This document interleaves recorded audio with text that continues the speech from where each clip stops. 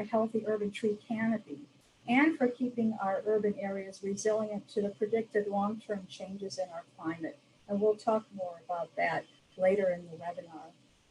So here's an overview of what I'm going to talk about today. We surveyed arborists in the Intermountain Western region of the United States to find out which trees are their favorites for drought-prone areas. Keeping in mind that drought is relative, it depends on the region, the climate of the region in which you live. And so a lot of this is generalized over the region of the Intermountain Western part of the United States, but I think it can also apply to folks who live in climates that are similar to ours here. There may be some differences related to what part of the Intermountain West you live in. One of the things that I really like to do is talk to arborists because there really is no substitute for the boots on the ground observations that people are making when they're in the field day in, day out, year after year, looking at these trees and observing them. And that's why we did this simple survey. So we did a survey of 121 arborists in our region, looking for the top drought-tolerant tree choices for urban areas in their region. One of the things that we really need to keep in mind is that the trees that we plant today will have to survive the environmental conditions that are present 50 years from now. So we really need to be thinking about that, thinking about how to plan for a more uncertain future in terms of a changing climate and more variable climate. Climate resilience, in my opinion, should be among the top concerns of arborists going forward. So with that in mind, again, this was just a simple survey. We asked basically, what are your tree choices for drought tolerance and what kinds of other factors besides drought tolerance do you take into consideration when you're making these choices?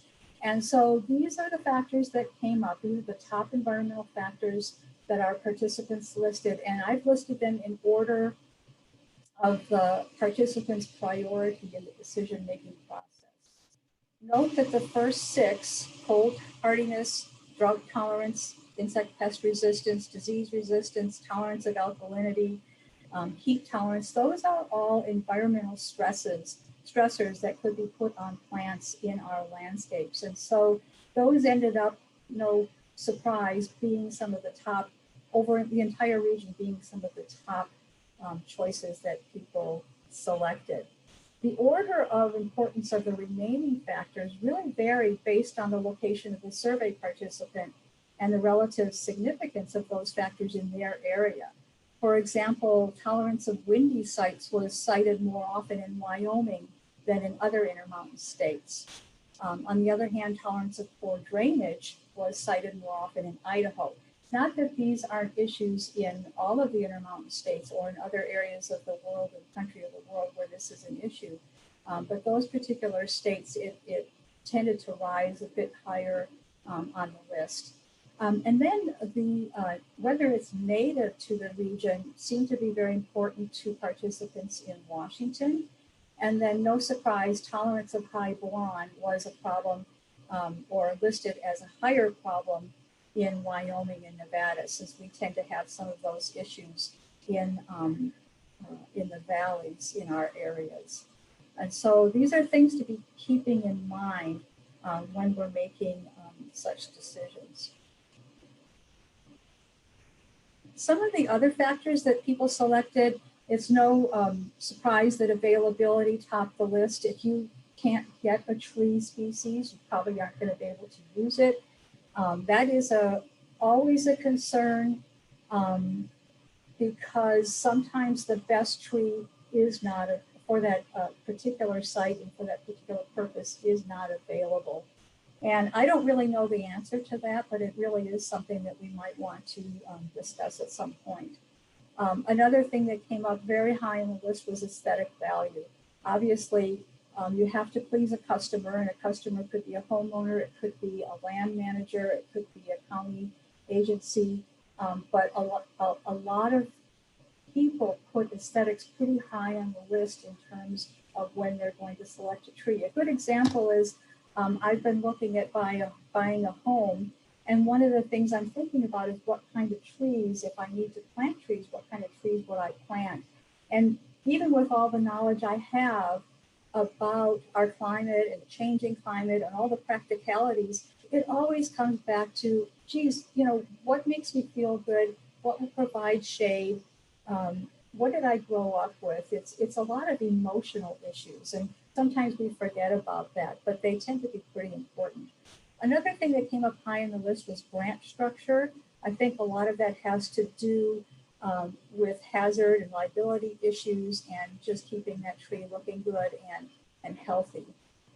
And then further down on the list were ease of establishment, mature size, which unfortunately isn't always taken into consideration, but I believe it's a pretty important factor, because you really want to make sure that that tree is going to be able to fit in that site. Otherwise, it's always going to be under stress or causing hazards, or creating some conflicting decisions within that landscape setting.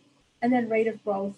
You know, the one thing that I was really surprised about was last on the list was minimal debris. So people weren't as concerned about that, nor were they as concerned about cost. So those are things that surprised me after getting the results of this survey.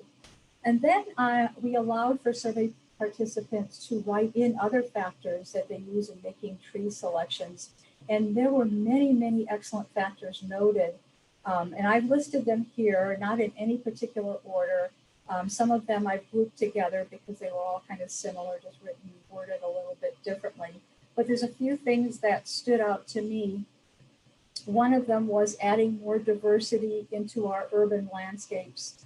And that is always an issue. We want to avoid monocultures, because whenever we know from historical information and from the past that when we plant monocultures, we end up getting lots of insect and disease pressures on those trees. And sometimes we end up losing trees. And a good example of that is with the issue with Dutch elm disease.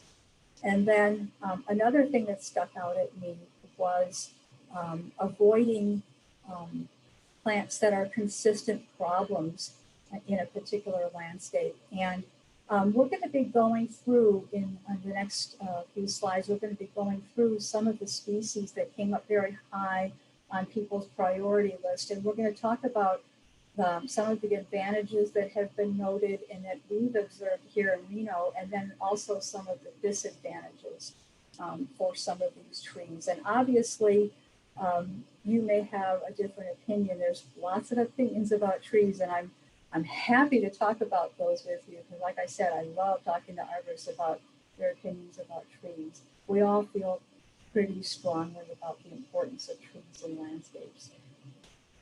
And another factor that I was really glad to see come up was planning for the future effects of climate change. We're going to discuss more about this later in the webinar, but I think that's a really important thing to be thinking about. Again, remembering that every time we plant a tree, we have to make sure that that tree is going to last for the next 30 to 50 years. We don't know exactly what our climate will be like at that time, but we do know that it's going to be different than it is right now. And so part of our challenge is to look at some of the trends and to figure out how to develop a strategy for selecting trees that can be resilient under those conditions. Hey Heidi, I've had a couple people say they're having a little hard time hearing you. So if you could talk a tiny bit louder, that'd be great. Okay, or just project. Yeah. Okay, Thanks. I will project. Usually I don't have to do that except when I'm in a classroom. I know. Let me know if you continue to have a problem. I did want to mention in our region, and this differs depending on where you live, but in our region, the climate change effects that we're seeing and predicted to see refers to more severe weather events, more severe droughts and flooding, greater pressure on our groundwater supplies as our population grows, and then more intense heat waves with an increase in urban heat islands. And so again, our big question is, how do we plan for these challenges? Okay, so again, the question is, how do we adapt to this? How do we adapt to a potentially hotter and drier future?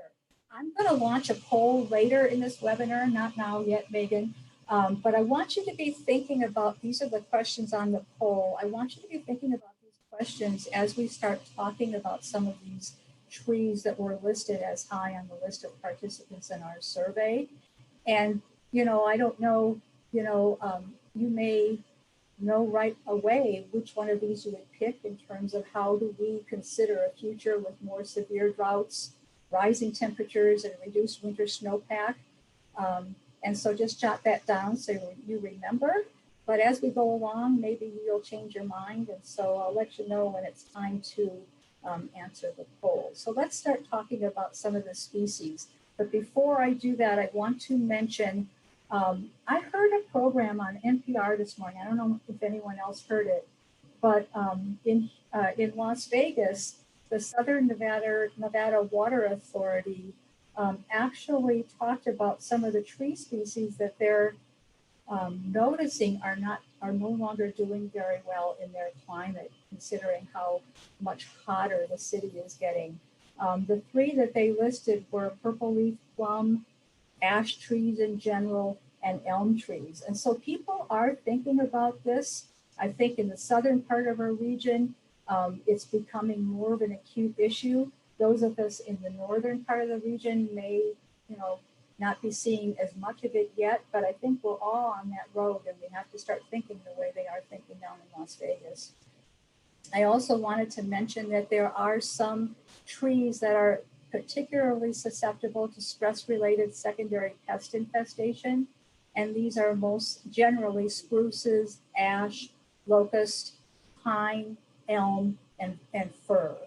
An example of those is the locust borer that we see on our black locust trees that can sometimes take them down pretty quickly, and the blue spruce top kill caused by the spruce engraver beetle, the Ips beetle. So these are things we have to consider also when we're thinking about what tree is right for the particular place. So let's start talking about the trees. And the number one tree that came up in terms of drought tolerance was Celtis occidentalis, common hackberry. Like many Great Plains natives, Great Plains in the United States, natives to that area, hackberry tends to be adapted to high soil pH, drought, heat, cold, and wind. And so it's obviously a pretty good choice for our area too. In addition, hackberry is also moderately tolerant of salt. And what that means is not only you may have salty soils, but also in some areas, and now here in Reno, especially the county, we are using reclaimed water on some of the trees in the county parks. And you can pretty quickly tell which trees are salt tolerant and which aren't by looking at the condition of those trees. And so again, we may be thinking about that if we start moving towards using more reclaimed water as a way of irrigating our landscapes, our urban landscapes, then we may be looking at salt tolerance as a pretty important factor. Hackberry is in the elm family, but it's known to be immune to Dutch elm disease, so it's not an issue. It has a medium fast growth rate and is said to be tough, very tough, good for tough areas. And I would agree with that. It is a pretty good tree. It has orange, red, purple berries that are very valuable to wildlife and a nice golden yellow fall color. So it's really quite attractive. One thing to keep in mind is that it does need maintenance pruning when it's young to get a nice form, but once you've established that nice form, it's pretty easy to maintain. One of the issues that we find with hackberry is the hackberry nipple gall that occurs on the leaves. It's not really an issue for the tree's health as much as it is disfiguring to the tree. Many people just live with it, but it can be a problem. And if you're looking in terms of native species, there is a native hackberry to our region, Celtis reticulata, that's netleaf hackberry, native to the valley and foothills area in the west and southwest. And so that's another option if we're looking for something that's even more adapted. And here's just a photo of the hackberry knuckleball. So it can be pretty disfiguring. And some people don't mind it, other people just won't plant it for that reason. So the second on the list, the second choice on the list was Quercus macrocarpa, Burr oak, one of my favorite trees. Another native to the Great Plains region of the United States, and it's adapted to high soil pH, drought, heat, cold, and wind. It's very long-lived, and it survives in either dry or moist soils, so it's pretty adaptable. It experiences very few pest problems, and it has a very slow growth rate, but it can get very large. So as you can see in the photo on the left-hand side of that slide, this is planted in somebody's yard that's just a city lot. And so that tree may eventually get very, very large and may cause some conflicts with that home. But because it's so slow growing, the homeowners may not realize it until much further down, and maybe they'll even sold the home by then, and somebody else will have to adopt that problem. So it is one thing to keep in mind when you're planting a landscape or when you're selecting trees for a landscape, looking at that mature size. Again, it's something that we don't always think about as much as we should.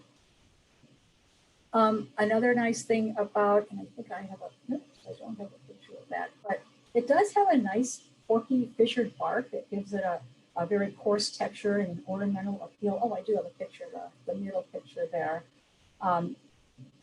In our experience, this tree is moderately tolerant to salt. It actually does survive in one of the parks, the county parks in our area that is irrigated with reclaimed water, and also to boron. And so all you'll see just minimal browning of the tips of the leaves in response to those stressors, but it doesn't really affect the health of the tree, and it actually looks pretty good. Once this tree is established, it requires very little maintenance. Okay, third on the list was Pinus ponderosa.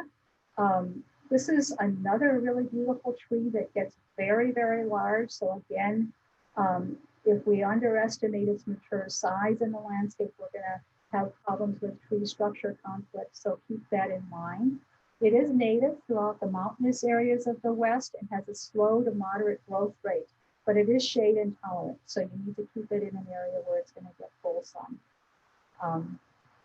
It does not tolerate poor drainage, but it is has been shown to be salt tolerant. So it's something that we could consider in areas that are being irrigated with reclaimed water. But like most kinds, it suffers from a variety of stress-related pest invasions. And one of those is porcupines, which love to climb the trees and dig into branches, going after the grubs. And here's some of the damage that you can see from porcupines climbing onto the trunks and getting onto the branches. And one of the ways to prevent that from happening and minimize it is aluminum flashing, which you can wrap around the lower part of the trunk, and it discourages the porcupines from climbing. Heidi, we just published a fact sheet about preventing porcupine damage to trees, so I'll put that link in the chat window. Oh, that's great. Great, thank you. Okay, number 4 on the list is Gleditsia triacanthos. This is honey locust. It's native to most of the eastern United States. Has a short trunk with an open spreading crown, so a pretty beautiful form that people tend to really love. Unfortunately, because people love it so much, it's often overplanted, so we have to keep an eye on that.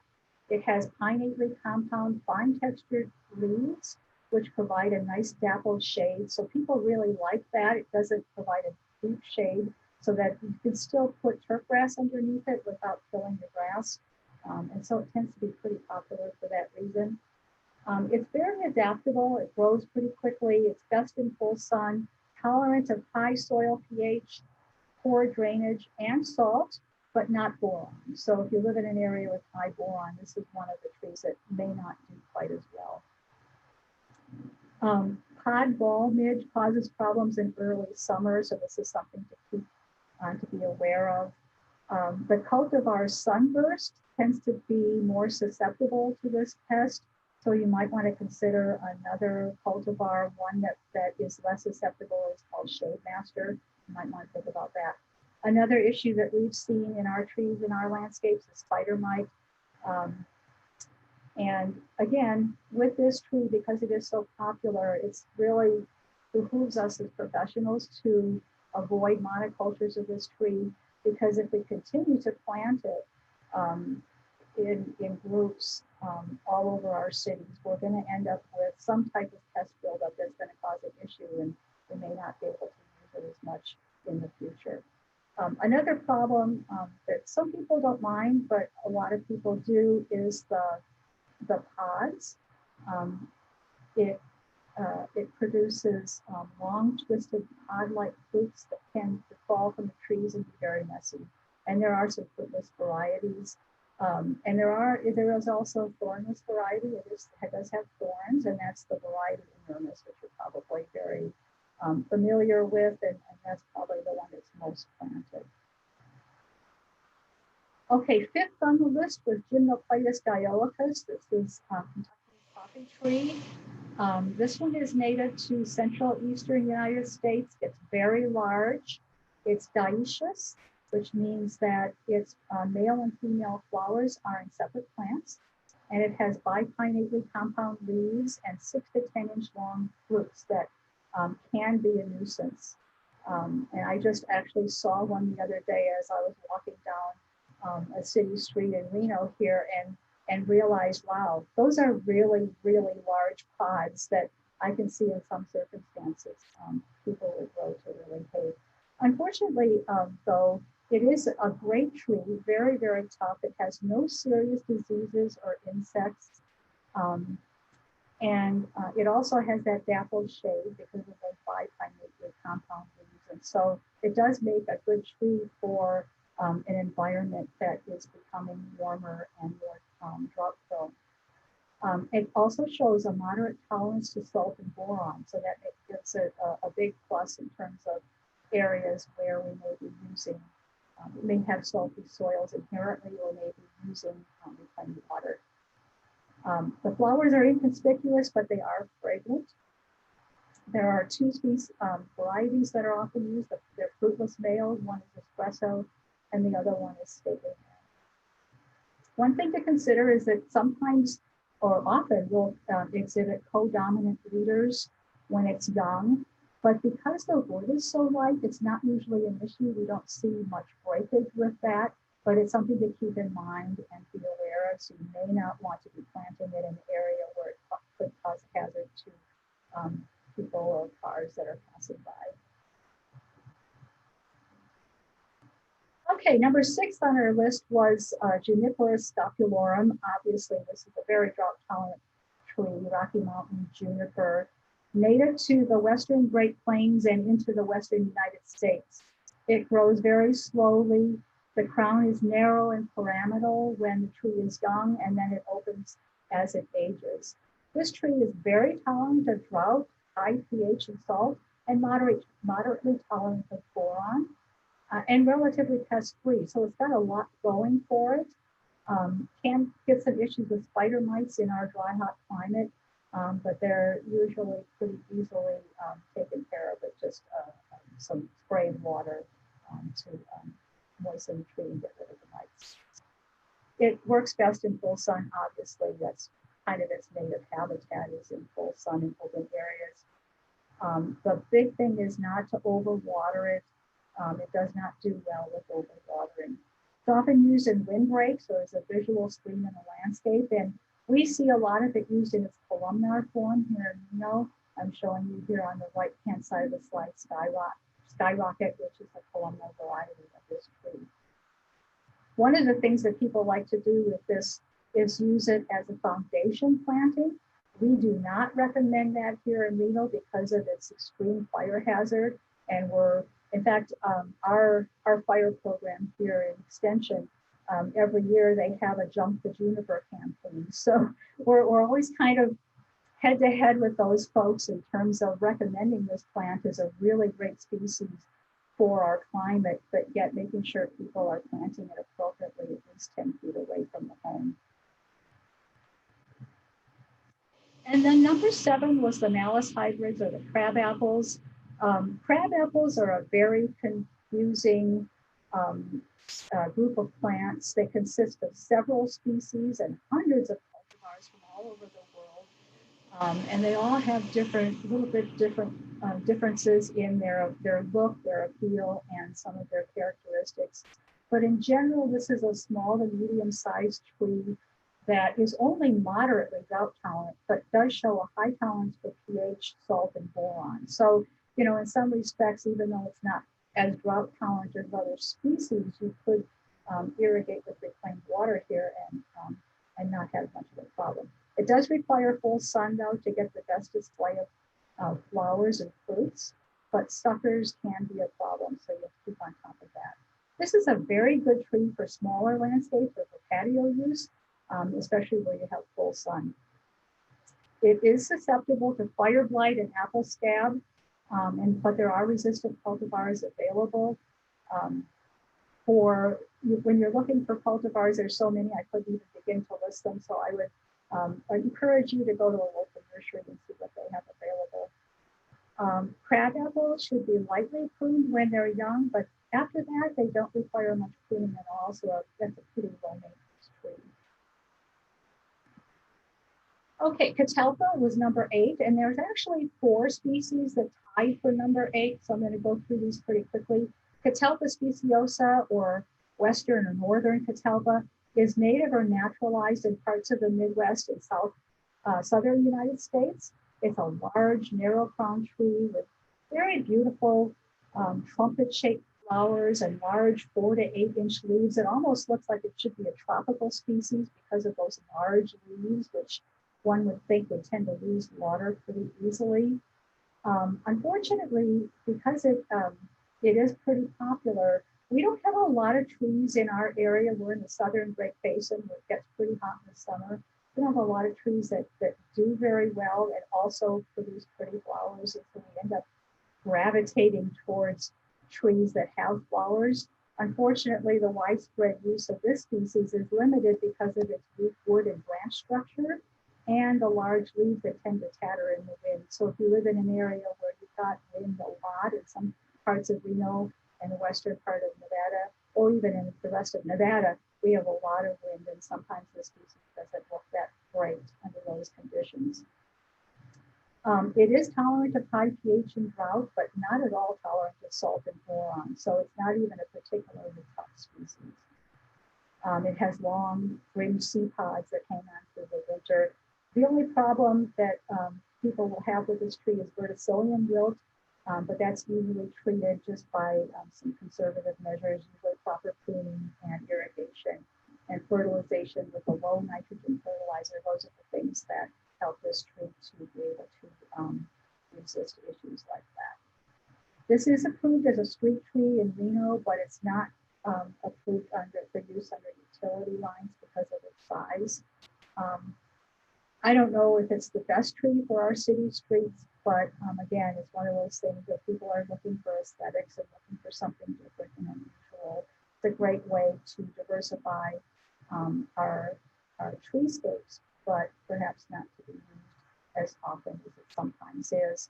One thing to keep in mind, this species and another species, Catalpa bignonioides, nana, is often confused with another Catalpa fungii, which is actually rarely planted. So a lot of times when people say I have a Catalpa fungii, they actually have the Catalpa bignonioides nana. Those are also planted because they have a similar look.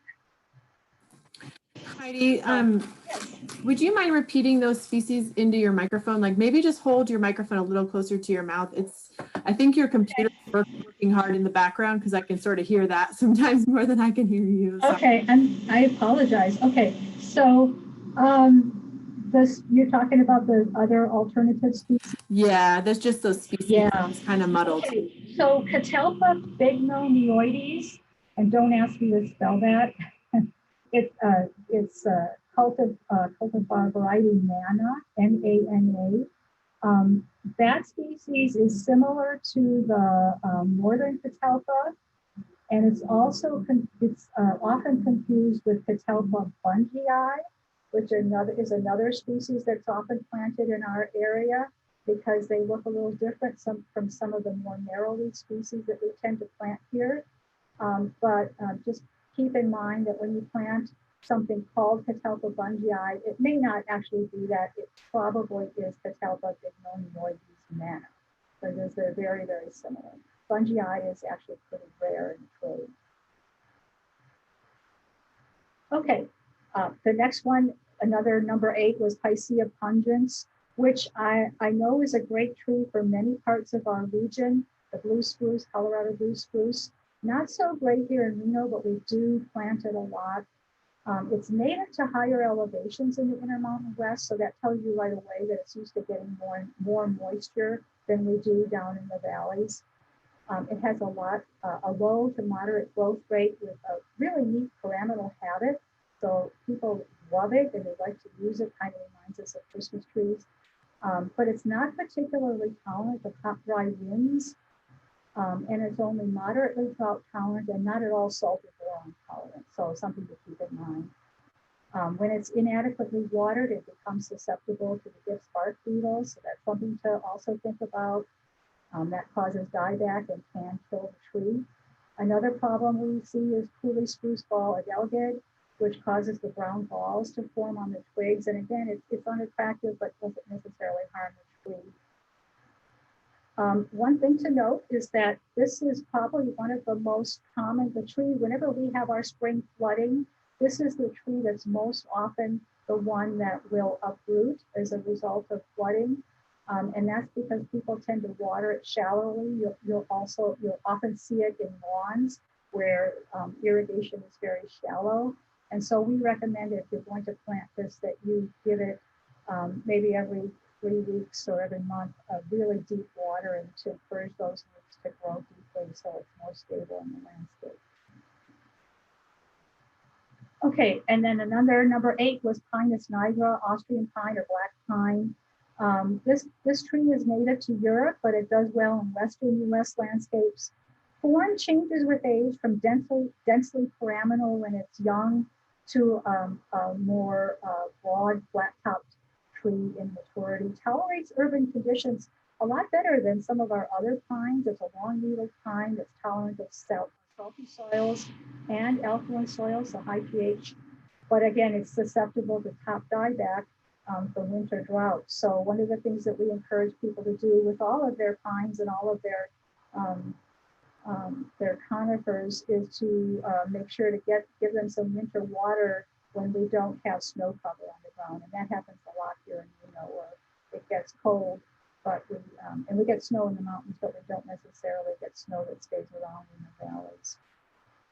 This has a medium growth rate, but it can grow pretty rapidly in fertilized environments.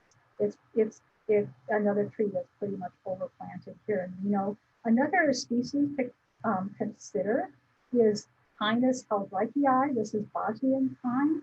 It's actually more suited for our small urban environments, the city lots that we have. Doesn't get quite as big. It's more compact. Unfortunately, it doesn't have quite the hardiness of Austrian pine. It's hardy to zone 5 through 7. So in some parts of the Intermountain West, it might not be the best choice. And then the final one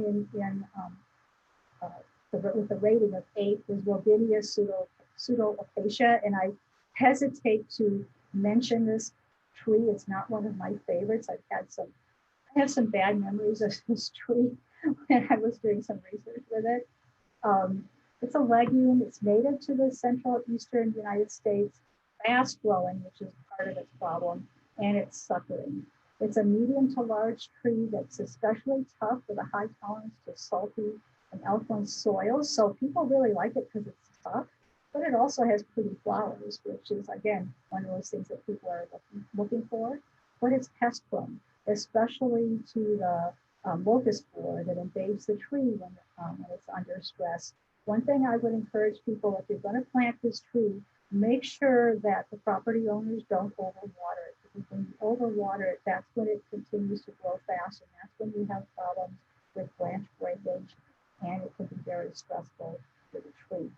Purple rogue is a very popular cultivar. It's very pretty. It's got lovely rose pink flowers, very fragrant. But it does suffer from the same problems with borers unless it's properly irrigated, especially during times of drought.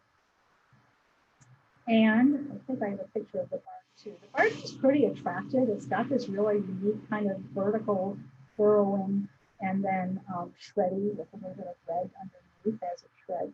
So it's got an interesting texture in the landscape.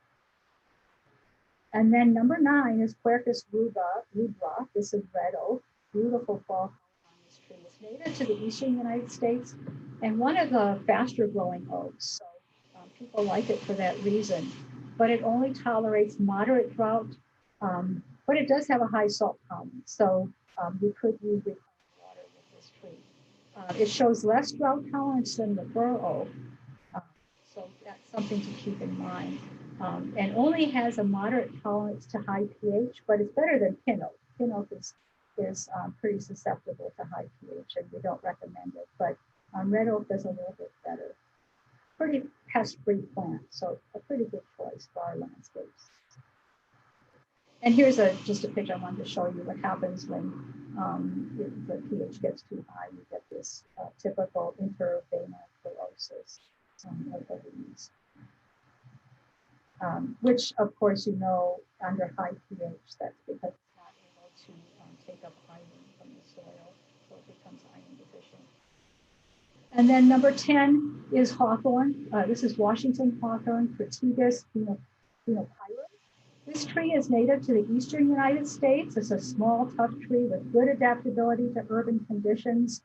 Some of the advantages of this tree, it's known for drought tolerance and its adaptability to alkaline soils and tolerance to salt and boron.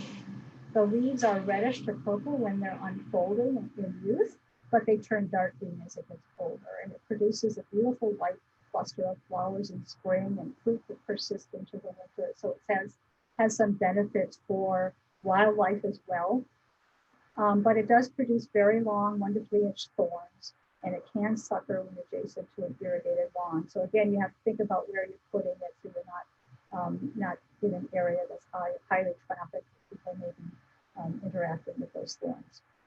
It is prone to a number of problems: fire blight, scale, borers, and spider mites. Those of you who are interested in native species, there are some native hawthorns. Douglas hawthorn, Crataegus douglasii, is native to the western United States, so that's something to consider. And there actually is a thornless hawthorn. It's the Crataegus cristalli enormis, variety enormis, the thornless variety. So something to think about if you're looking at planting in an area where people are walking a lot. And then again, 10 was another one where we had 4 different choices. So depending on where you lived and what your priorities were, another one that came up was Pinus edulis, pinyon pine. This is a small pine native to the Intermountain West. The seeds are very important for some of our indigenous tribes, so they are edible. It's tolerant of drought, high pH, heat, and salt. So this is a really great tree it's adapted to our region, obviously. And it's not planted as often as it could be. I think we could be planting this more often. One thing that you have to keep in mind, though, is you have to encourage people not to overwater it, because that can kill it pretty quickly. It does represent a fire hazard, again, because of those needles that stay green through the winter, and because of the phenolic compounds in the needles. Because of that, we often use it on large lots where it's relegated to the back 40 and treated as more of a native state. Another species to consider that's even more drought tolerant is Pinus monophila, which is single leaf pine. Edulis has 2 needles. Pinus monophila has a single needle. It's an attractive species as well, and very drought tolerant, but less cold hardy. It's only cold hardy to zone 5. It is available in the trade, but it's pretty limited. So things to keep in mind. And then another number 10 was London plane tree, another tree that's overplanted. This is a hybrid species, and it's often confused with a number of different species. Platanus occidentalis is American sycamore. It's very similar, but it has fruits that occur singly instead of in pairs, as shown on this slide, which is more indicative of a London plane tree. And sometimes people also confuse it with the sycamore maple or the Acer pseudoplatanus. But that is a very different leaf, kind of a different leaf, but it's a completely different species. And obviously the fruit is very different too. It has a set of those rounded spiky fruits. Some of the advantages of this is a beautiful stately tree that's drought tolerant, boron and salt tolerant once it's established, but it is overplanted. It gets very large, but it's often used on small lots, which is not really an appropriate use. And anytime we plant these trees near water, like near the river, tends to uproot the sidewalks. It's not as bad as lindens and maples, but it can be problematic. So keeping that in mind would be important. And this is just showing you what the bark of Platanus occidentalis looks like. So it's a little bit different than the bark, and actually very attractive than similar to London plane tree, but a little different. And then Quercus muhlenbergii, another oak that I really like, this chinkapin oak. If you really want to diversify a landscape, here's one way to do it. Put this tree in there. It's native to the eastern United States, has a medium to slow growth rate, and gets to be pretty large. It can be used as a landscape or a street tree. It's pretty low maintenance, long-lived, pest-free, tolerates drought, high pH, and salt. But it doesn't have good availability in trade right now, but it's really worth looking for. I'd like to see people growing it more often so that it becomes more available. Okay, so here we want to launch the poll, maidens. So if you could do that. Sure. And I'm going to have you try one thing. So Heidi, in your bottom right-hand screen, you see the little microphone. So everybody go ahead and take the poll while we're trying to troubleshoot some volume things. Do you see that little microphone, Heidi, where you would normally mute yourself? I'm looking.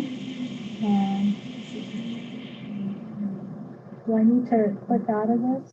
No, don't click out of it because I think we might stop sharing your screen. But if you can't find it, it's no big deal. It's just, I think some people are just having a hard time. It's kind of muffled. So I'm sorry. and it's not. Maybe it's my headphones. I'm not sure. I think it might be your headphones. I can tell your computer's running in the background and probably hard. So okay, folks, go ahead and take, that's okay. Go ahead and take the poll. We still have a bunch of people that need to vote. So we'll give it another minute. And if you can't find that up arrow next to the microphone, don't worry. Sometimes when you're sharing your screen, the menu disappears. We have 200 of the 469 voted. So we're going to give folks another few seconds. And just to be clear, Heidi, you can't see the progress, can you, on your end? No, I can't. Okay. All right, and if you have your chat window open, you'll be able to see. There we go. Should be able to see folks.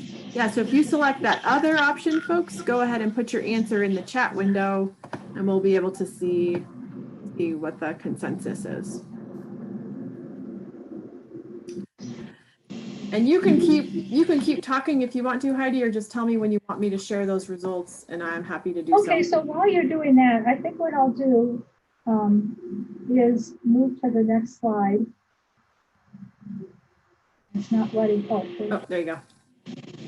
Okay, so something to keep in mind, I've given you a number of options. One of them was planting or using the American Horticultural Society plant heat zone map to select trees that are rated for our heat zone.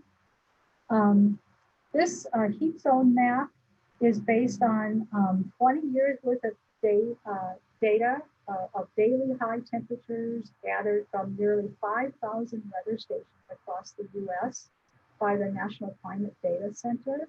And it's a color-coded map that indicates 12 nationwide zones. So it's basically just in the US. And this is based on the average number of days annually that an area expects heat days in which temperatures exceed 86 degrees Fahrenheit, which in my mind isn't all that hot. But research shows that when temperatures top 86 degrees Fahrenheit, plants begin to show signs of physiological damage caused by heat. And this can be exacerbated if you have plants growing in paved areas or where there's a lot of reflected heat and light. So keep that in mind. And so in terms of the rating, the heat zone range from zone 1, which is less than 1 heat day per year, to zone 12, which is more than 210 heat days per year. And just for some perspective, most of the Mountain West ranges from a heat zone rating of 7. That's pretty much what we are in Reno, which is 60 to 90 days of heat above 86 degrees per year, all the way down to 4, which is 14 to 30 days per year above 86 degrees. Now remember, these zones are different from the USDA hardiness zones. And so they're different. You have to look at both, because in our area, not only are we looking at the heat rating, but we're also looking at whether it will survive the winter. One of the problems with using the heat zone rating is I see it often on a lot of perennials, but I don't see it. I have not yet seen it on tree tags. And so I'm not quite sure if it's because nobody's really thought about using it for trees, or whether there is any data to show what trees will tolerate heat better than others. But I think it's something we need to be thinking about, maybe encourage somebody to look into doing such ratings on our trees, so that we can begin to think about trees that are going to tolerate heat. Because if a tree can't tolerate heat, it's not going to tolerate drought very well either, and it's never going to look good or be healthy in our landscapes. How are we doing on the poll, Megan? We have almost 85% of people have voted, so I can share the results whenever you want. You want to see them? Okay, so Wendy, I saw there was something from Wendy that I just missed. Okay, let's look at that. Is the lady back? Yeah, okay. So Wendy, who is actually my colleague, she's in the office right next to me. She was saying, myself and other people watching in my office added that they would look at the heat zone change for the local area, soil pH, and regional history to choose appropriate trees. Also looking at new varieties showing drought tolerance and disease resistance. Okay. Good. What are some of the other things that people have to say? Is this the poll that I'm looking at? This is the other. No, here's. Yeah, why don't you put up what Here's the results. And okay. If you look in the chat window, you'll see the people that selected the other option. Okay, so it looks like most people, 41%, selected plant new trees adapted to the upper end or above the current USDA hardiness zone range for our region. And that's actually, when I was listening to that news broadcast from out of Las Vegas, that's what they were saying too, is looking at trees that are at the upper end of our USDA hardiness zone range, and maybe even going a little bit above that. The only problem with going too much above that hardiness zone range is that you could risk losing that tree in the winter. But these are some of the things, again, some trade-offs that we have to be thinking about when we're looking at tree selection. Then the second one that people selected was plant new trees with greater tolerance to the potentially higher salt content of recycled or reclaimed water. And I agree. I think that's a pretty good way of being able to continue to have trees that will thrive in our landscape without necessarily limiting our quality species very much. And then not so many people use the AHS plant heat zone map, and I think that's probably because it's not really highly used right now. In the future. So let's look at some of the other things that people. Heidi, somebody asked if that heat zone map had been updated recently, or if you're aware of that. I looked for an update to it, and I could not find one. It's from the 90. I think it's 97. It's pretty old. It's 20 years old, so it may not even be very accurate. So yeah, there are some limitations. I would agree. There are some limitations with using that, but just something. There's a comment in here, plant pest or insect resistant trees as they will be under stress from drought, wind, floods, cold, early freezes, late snow. So Yeah, one option I'm seeing. yeah. Here's another one. As we go through a time of extremes, both in high and low end of temperatures, it's a big mistake to plant trees that are better adapted to only higher temperatures. And that's true. That's quite true. We need to find trees that tolerate both extremes. That's really an excellent point. Because our climate is not changing very in a way that's very predictable, instead of things just getting hotter, they're getting more severe, more extreme. And so we're seeing sometimes weather that's very extreme on both ends. And this is going to be a problem for us. And so again, looking for trees, those tough trees that can tolerate a range of conditions rather than just one thing is probably a wise thing to do. And I think that some of the tree species that Nicole came up with, I think are good. Some of them are maybe good for some areas and not so good for others. Depends on where you live. See if there's some other things we could pull out of that. Yeah, more extremes and awareness of increasing range of insect vectors. Yes, that's a huge problem that we need to be watching for. Some of that can be mitigated a bit by using trees that aren't susceptible to secondary pest invasion. In other words, pests that invade trees that are under stress. So if you can prevent stress on that plant by planting the right tree in the first place, you may be able to avoid some of that. Another way to avoid that is with not overusing trees and creating monocultures. Here's another one. Evaluate native ecotypes for planting that exhibit wide genetic variability within moisture and light regimes. And I think that's very good too. I think looking for variability of tolerances can be very good. And I suppose we could be doing some selection for those things too. We haven't talked much about that, but people who are selecting cultivars, rather than looking quite so much at the aesthetic qualities, it may be good to also be looking at their ability to tolerate both ends of the spectrum in terms of cold weather and hot weather, and in terms of both flooding and very dry conditions. And we experience that here in Reno almost every year, where in the spring we can get some pretty severe floods, but in the summertime we don't get any precipitation at all. And so trees really have to put up with a lot here. And so it's a question for us, and something that we are continuing to go over how to make those selections. Plant insect resistance. Heidi, do you want to start tackling some of the questions? Yeah, I sure will. Okay, great. So Alex had a question. Let me get rid of this poll here.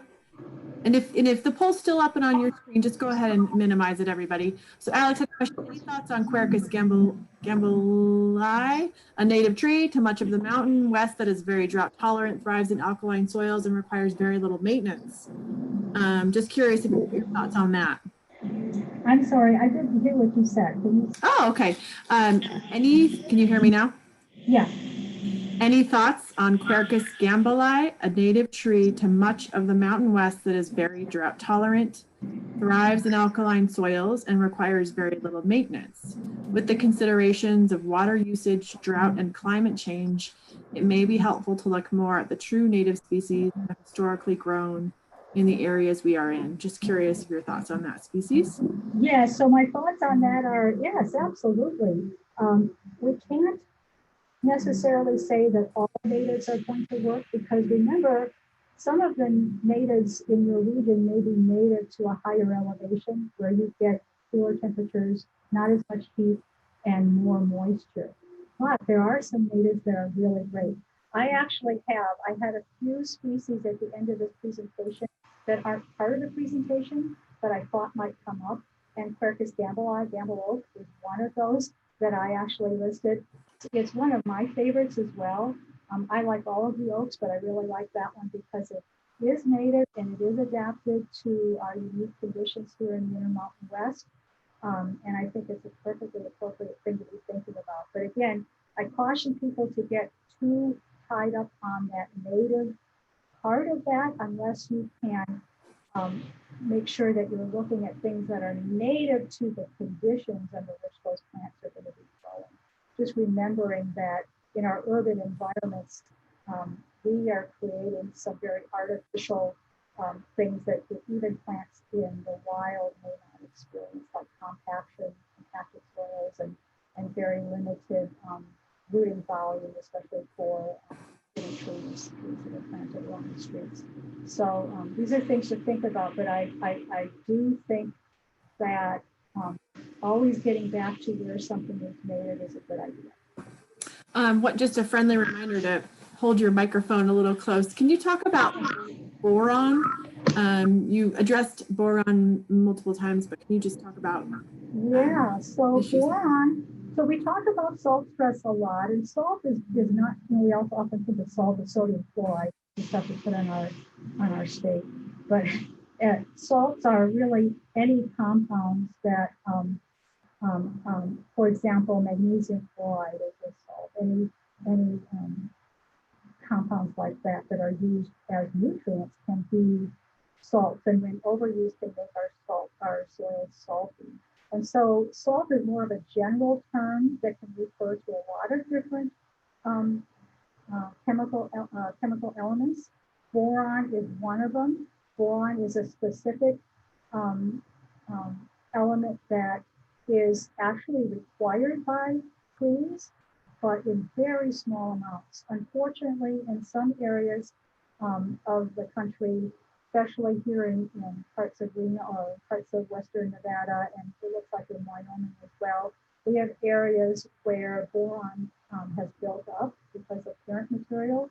And a lot of it has to do with high water tables and the process of the high heat and light evaporating water from the soil and concentrating some of those elements, some more specific elements in the soil. Boron is one that can be toxic to plants at relatively low levels. And so in some of our low-lying areas, which used to be actually swampy areas, and then because of population increases here, they've built over them and put in housing developments. We've got landscapes that, many landscapes that have to deal with high boron. And one of the ways that we've dealt with it here, because the water table is also high, you can't really reach it. So we're actually doing some of our plantings on mounds, and not the individual plants, but actually creating mounds within a landscape where we might put like a tree island or an island of plants, so that we can get those roots up out of that soil so they're not quite as affected by the boron. Ultimately, the best way to deal with boron in soils is by planting trees that are tolerant of it. And I thought about this yesterday and I didn't do it, but there is a fact sheet out there that we published a few years ago. It's called Boron and Salt Tolerant Trees and Shrubs. So if you Google that, it should come up as a PDF that you can find it. And it basically lists, based on the data that that research has generated. Now, not everything's going to be listed there. Some things actually have never been researched or tested, but it'll give you the trees and shrubs that are boron resistant and those that are sensitive to boron. So the sensitive trees you'd want to avoid in areas where boron is. Brian had a question. How important is the seed source for hackberry? He's from Grand Junction, and they've experienced varying degrees of success with that species. I'm sorry. How important is seed source for hackberry? We have experience for hackberry. Yeah. So for the hackberry in general, or for the species that are the Washington hackberry? You know, I'm not sure, but you did talk about hackberry, so I would imagine because there's a number of different hackberries, but I'll kind of generally address seed source. Yeah, it can be an issue. I wouldn't get too tied into it though, because in most cases, the places where that particular species grown is growing native or naturally are probably going to mean that plant is adapted to those conditions. Some people get so tied into seed source that they consider it native only if the tree seeds come from a very small diameter within your region. And I don't think that's necessary. Realistically, these things are grown in nurseries in the West that may not actually be anywhere near your area, and the seed source you may not know where it comes from. So I think there's probably more commonality within the species than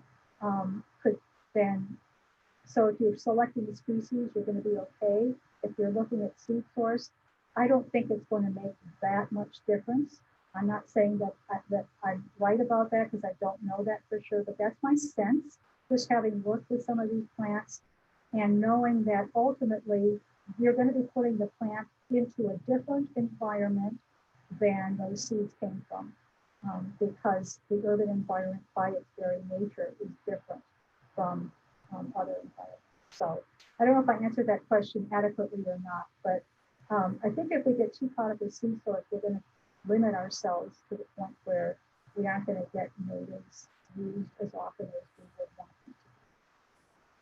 So for those of you tuning in from Reno, Gail mentioned that the Washoe State Nursery south of Reno in Washoe Valley, many of these native trees, and we'll do contract growing. So thanks for that tip.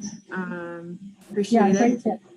And for those of you that haven't noticed or haven't already done that, please take the quick, that should be open on your screen right now. So let's see.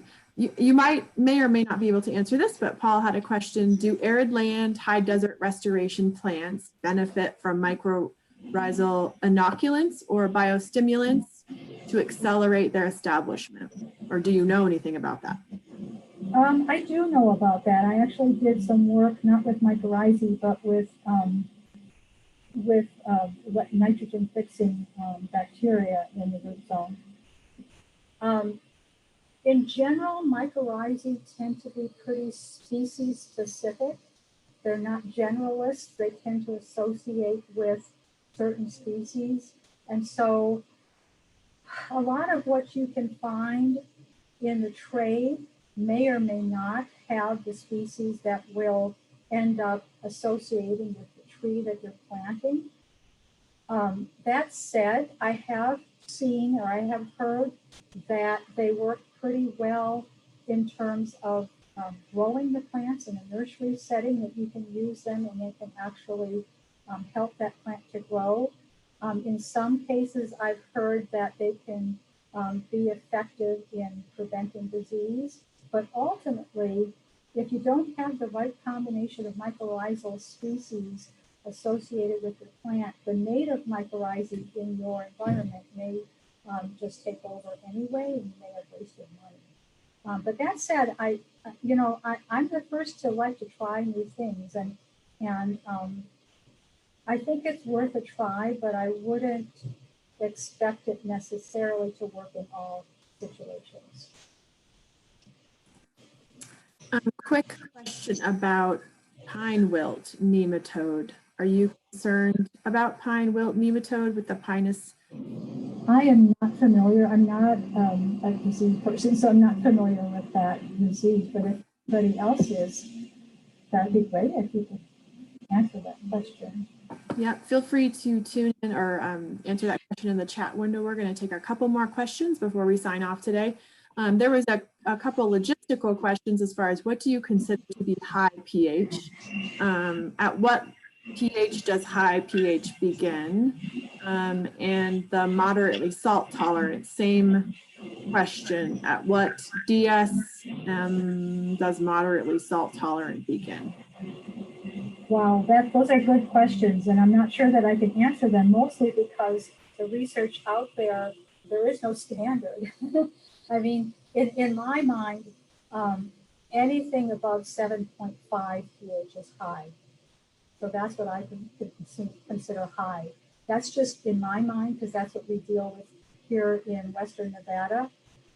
Moderate pH I would consider between 7 and 7.5. And we all know plants like a more neutral pH around 7, so anywhere between 5.5 and 7 is ideal for most plants. But yeah, I would consider pH like 7.5 and above to be high. And I know some areas in Nevada are actually above 8. In terms of salt, it just depends on where that research was done and what they used. I don't think I can answer that. I think a lot of salt tolerance is mostly, not always, mostly observational.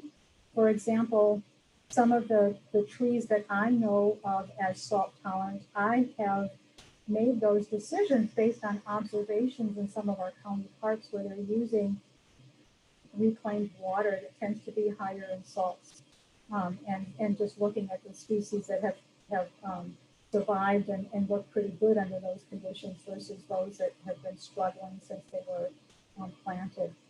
And so a lot of it is observational. There is some research out there, but there is really no standard in terms of what's considered high. I think anything above 2 decisiemens per square meter, I think it is, that's considered high, but I don't know what type of levels people use when they are testing plants in water data research. So again, it's hard to say that. And even if you get a soil test, depending on the laboratory you use, they may have different ranges of salt that they consider high.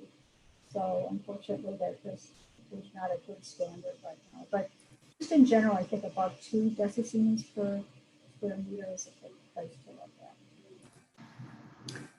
Thanks for that, Heidi. I think we might wrap it up. A reminder to everybody that watched today, this webinar was recorded. And Heidi, I've had many people ask if you'd be willing to send me a PDF of your slideshow so they can have it for their own reference. And that would be really much appreciated if that's possible. Absolutely. I was actually going to suggest that. Thank you so much. How do you want to do that? You want me to send it to you, Megan? And then Yeah, if you send me the PDF, I'll make sure it's on our website. And it's usually how we go about that. So thanks again, everybody, for joining us today. Heidi, wonderful to see you and hear about your interesting survey and research topic. And hope everybody has a wonderful rest of 2019. And we'll see you in 2020 with a great webinar from Bryant Scherenbrock on soil action and soil health. So thanks, everybody, and have a wonderful day. bye-bye. Bye.